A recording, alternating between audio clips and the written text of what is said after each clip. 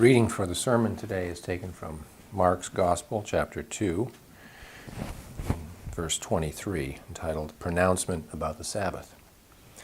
One Sabbath, Jesus was going through the grain fields, and as they made their way, the disciples began to pluck heads of grain. The Pharisees said to him, "Look, why are you doing what is not lawful on the Sabbath?" And he said to them, "Have you never read what David did when he and his companions were hungry and in need of food? He entered the house of God when Abiathar was high priest, and ate the bread of the presence, which it is not lawful for any but the priests to eat. And he gave some to his companions. Then Jesus said to them, The Sabbath was made for humankind, not humankind for the Sabbath. So the Christ is Lord even of the Sabbath." I was meditating this morning and I was reflecting on some of our discussion at the Bible class on Wednesday, and a sense of what people in our community are challenged with right now. You know, we have people in our lives who are not acting in the ways that we thought they should, or in ways that we think would be more considerate, more respectful, more loving. Or we may be doing things now that are different than what we originally said we were going to do. And so the actions of others and the actions of ourselves, when they conflict with another person believes is right, we see in this passage the Pharisaical response, which is, hey, what you're doing is wrong.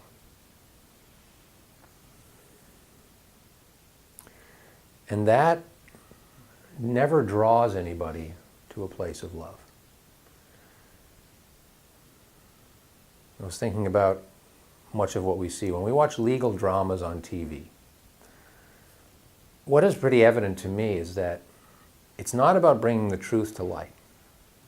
It's often about presenting a case that discredits people's story as a way to say, you see, I've exposed you, you're wrong, you're guilty, or I've exposed your witness as being incredible, as not credible, and therefore their testimony should be devalued, and therefore whatever you're trying to accuse me of, clearly there isn't substantial evidence to eliminate or to establish the guilt.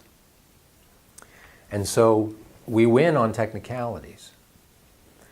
And you have people who leave the courthouse still very much adversarial towards each other. So no love victories have been won. And in some of the situations that have been shared with me from our community, we experienced people doing things that we could say were not right.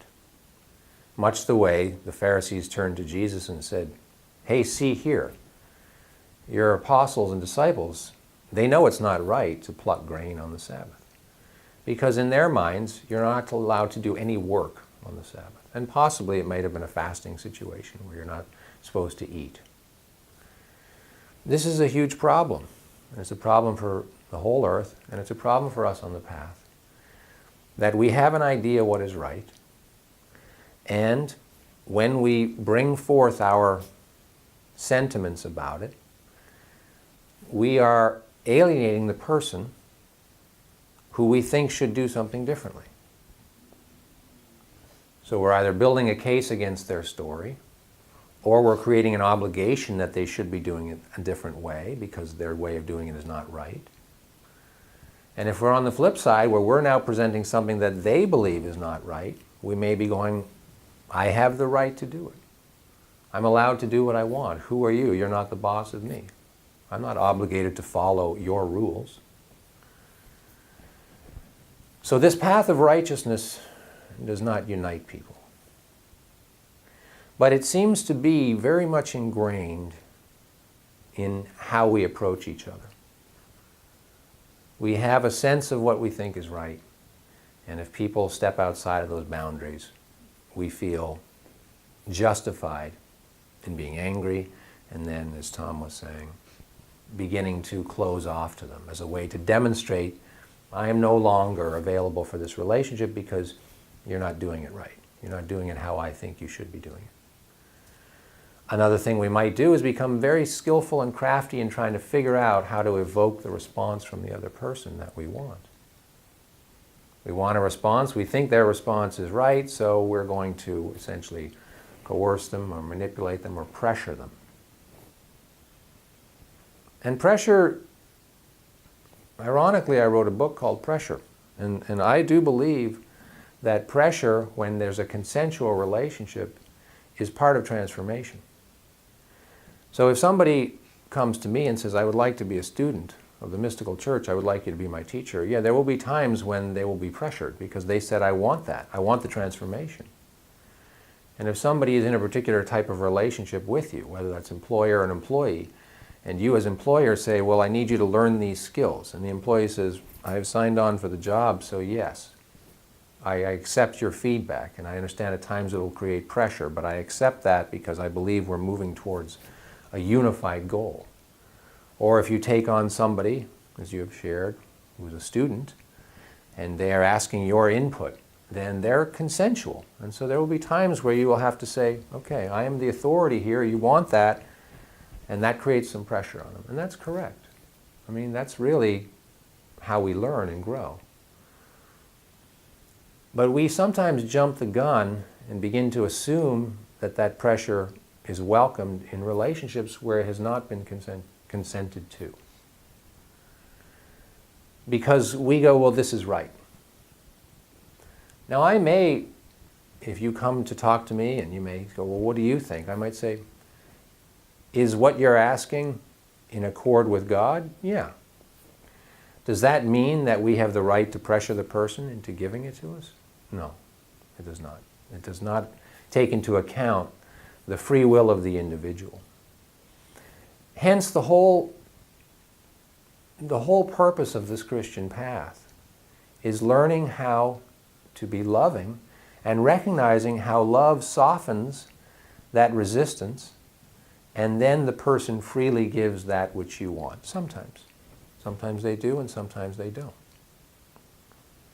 Sometimes you can do everything so perfectly according to love, and you get the exact opposite response that you wanted.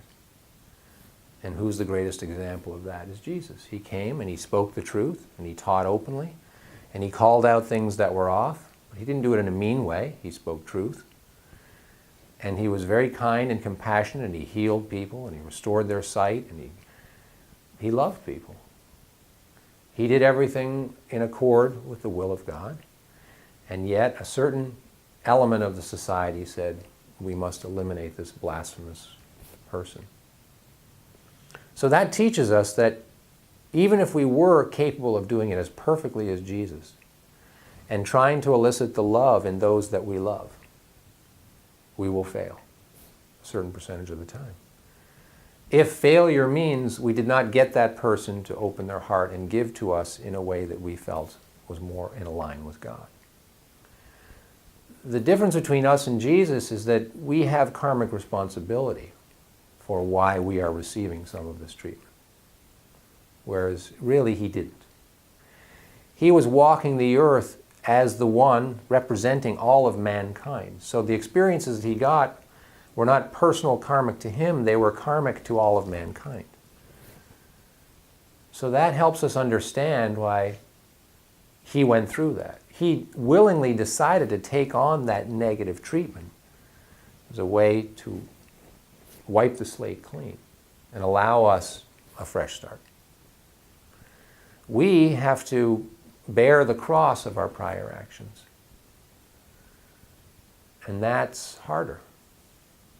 But it's humbling to go, this person may not be giving me the response that I wanted because perhaps I have set up a dynamic. And in that dynamic now, I cannot expect them to just divorce themselves from that type of treatment and now see me in my transformed state. I can't expect that. What I can do is approach that person in a new way. And what is it that elicits the response that we seek in others?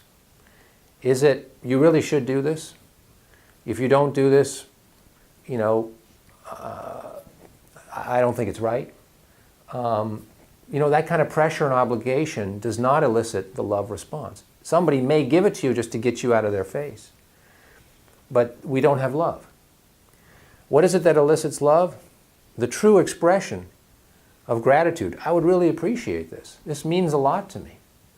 I would be so grateful if you did this. It would bring me great joy. If you don't do it, I understand.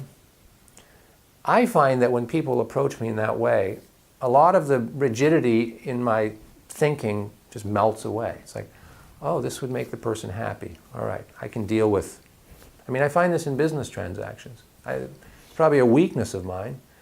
But if I'm in a business transaction, the business schools would teach, to be firm and be a little kind of hard-nosed and, come in low and all these kind of tactics to try to get the best deal for yourself. But I find if a person sits across from me at the negotiation table and goes like, I really want this, do you think you can give it to me? Part of me goes like, forget business school, yeah, let me just give it to you. Because there's something about that movement of love that just melts my heart. And I go, who am I to fight you for an extra few grand? Just, this will make you happy? Take it. And you'll find the movement of spirit comes into you then, and you'll feel raised up in consciousness. Now your mind and your business colleagues might go, what did you do? You just gave away the deal. It's like, I followed my heart and the spirit moved. What people can't see is how karmically that sets you up to succeed in the long run. So as you go forth in this week, and you come against situations where either you would like a certain action, response, consideration from somebody, and it's not forthcoming, you have to try to move into this mindset of, how can I encourage this person to want to do it from a place of love? Not from a place of obligation, pressure, exerting authority over them. And that's a lot harder. It's a lot harder work. Because we're really honoring the free will of the person. We're asking the person to do this because it matters to us. And that's a vulnerable state. As opposed to, I'm going to exert authority over you. It's not going to work. Now, if you're somebody who is requesting something of somebody in your life, and it's no longer what the two of you had agreed on, I want you to be very considerate of that other person who's probably going like, well, what happened? Because now, whatever we agreed upon, I don't feel part of that decision. And we should honor the fact that I want to consider how my change of heart and mind affects these people that I love. Because we have to be free to change our mind. That's what living in the Spirit allows us to do. Something has changed in my life. I feel the movement of spirit. I don't feel this is a reactive move. I don't feel it as an angry move of retaliation. This is what I want to do. Well, a little consideration goes a long way, as opposed to, you're not the boss of me kind of energy. Right? I'm not saying anybody is doing that here. But be careful of the temptation to tighten up. Jesus said, the Christ is the Lord of the Sabbath. What does that mean? That means the rule system that you live under can be overridden by the presence of the Spirit. In other words, when the Christ in you is an audible presence, and it creates this pressure to go against something that you already agreed upon, because what you had agreed upon was a rule in your mind, then you surrender and you say, the Christ in me is the ruler of the Sabbath, is the ruler of my rule book. And when it's time for my rules to change, I learn by love how to communicate it to those people in my life. And as such, I really start to learn what it means to love other people, to let them respond as they will, to learn how to elicit the response I want through vulnerability and through love and through asking, not through imposing and pressuring and obligating.